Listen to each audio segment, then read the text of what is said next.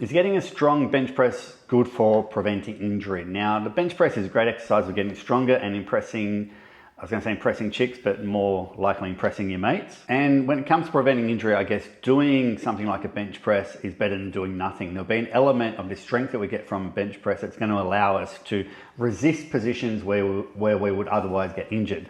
But most injuries happen in these lengthened positions where we're exposed to these ranges we're not strong at, and particularly in terms of extended ranges where the tendon is exposed. And most of these sort of injuries are tendon injuries. Obviously, the bench press also exposes itself to injuries that are overload injuries in shortened positions, but in daily life and random stuff, most of our injuries come from these lengthened positions. So in that regard, we're better off doing things to prevent injury in those positions where we're otherwise injured. It's very hard to be injured in a position that you're strong in. So if you're strong here, it's hard to get injured in this position. So something like a pet isometric, where we're coming into this extended range, we're loading hard. This allows us not only to be strong in this position, but also transfers the load into that tendon.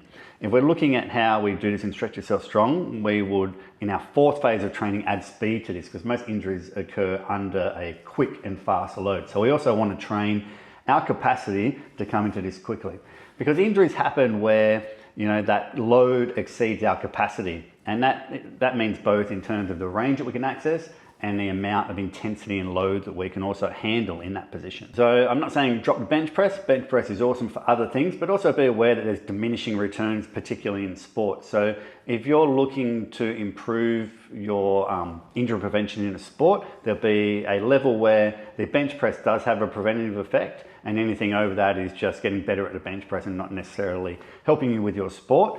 But also make sure you're adding in things where we're looking to target load at extended ranges, even things like flies and the exercise I showed here.